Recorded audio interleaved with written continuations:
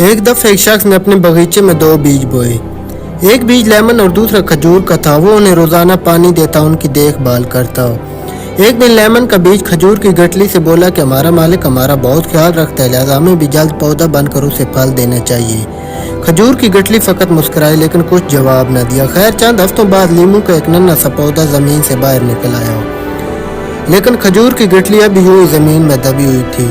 आहिस्ता आहिस्ता लीमू का पौधा बड़ा होने लगा, लेकिन खजूर पर कोई असर ना हुआ। अलबत्ता माली पानी दोनों को देता रहा। वक्त गुजरता रहा और लीमू का पौधा 1 साल के अरसे के बाद तैयार हो गया। इस पर फल लगने लगा और दूसरी तरफ खजूर का पौधा सिर्फ चंद पत्तों पर ही मुश्तमिल था।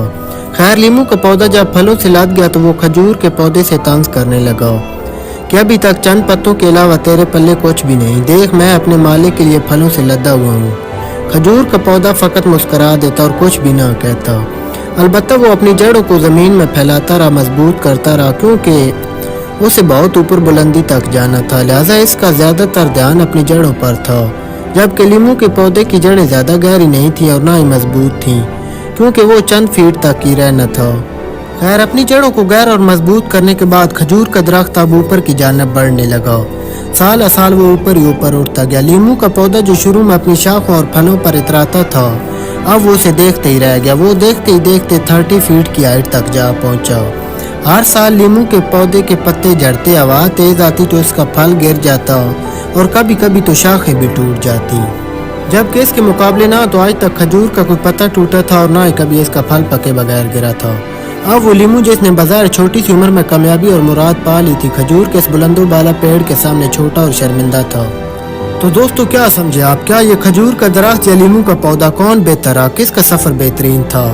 लीमू ने अगरचे चंद माह में खुद को इस काबिल बना लिया था कि वो फल फूल देने लगा था, जबकि खजूर के दरख्त ने 12 साल का अर्सा लिया था खुद को फल फूल देने के काबिल बनाने में। इसमें कुछ शक नहीं कि खजूर के दरख्त ने कामयाबी हासिल करने में पूरे 12 साल लगा दिए थे, लेकिन वो अगले कई 100 सालों तक यूं ही मजबूती से खड़ा रहेगा। इसका ये लंबा सफर उसे अगले कई 100 सालों तक मजबूत और कामयाब रहने के काबिल बना गया था, जबकि लीमू के पौधे ने कामयाबी हासिल करने में चंद माह ही लगाए थे, लेकिन वो अगले चंद सालों में ख़त्म हो जाएगा, क्योंकि चंद सालों बाद इसकी फल देने की सलाहियत ख़त्म हो जाएगी और माली इसे काट डालेगा।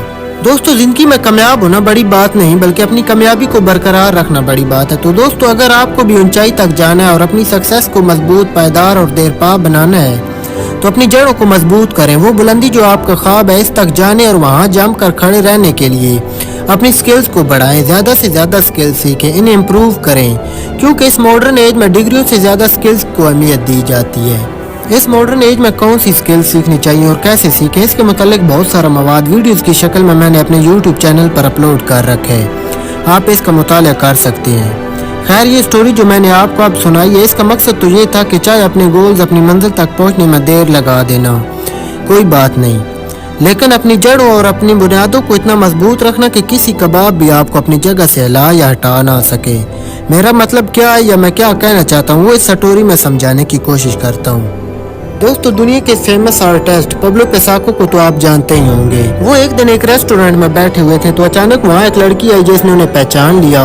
गुफ्तगू में कहने लगी कि सर प्लीज मुझे एक स्केच बना दें। तो पाब्लो पिसाको ने अपनी जेब से कलम निकाला और कागज का एक टुकड़ा लिया और चंद ही मिनटों में इस कागज के टुकड़े पर अपने कलम से एक स्केच उतार दिया और कहा कि ये लो, इसकी वैल्यू $5000 है। इस लड़की ने ये मजाक समझा कि ये कैसे मुमकिन है कि चंद लम्हों में बनाया गया स्केच $5000 का बिक सकता है। वो इस बात की सच्चाई मालूम करने के लिए एक शॉप पर पहुंची और कहा कि ये पाब्लो पिसाको का बनाया गया स्केच और मुझे ये $5000 का बेचना है। तो शॉपकीपर वो स्केच खरीदने के लिए तैयार हो गया। तो वो हैरत ज़दा रह गई कि चंद मिनटों में बनाया गया ये स्केच ये शख्स $5000 में खरीदने को तैयार है। खैर, ये सुनने के बाद उसे मालूम हुआ कि पाब्लो पिसाको क्या चीज़ है और वो ये सुनकर पाब्लो पिसाको को ढूंढने निकल पड़ी। तो वो उन्हें ढूंढती ढूंढती उनके ऑफिस तक जा पहुंची और बोली, सर मुझे भी स्केच बनाना सीखना है। आपका ये चंद मिनटों में बनाया गया स्केच वाकई $5000 का बिकने को तैयार है। तो पाब्लो पिसाको ने कहा कि डियर, ये स्केच चंद मिनटों में नहीं बना, बल्कि इसके पीछे मेरे 30 साल का तजर्बा खड़ा है। ये स्केच 30 साल और चंद मिनटों में बना है।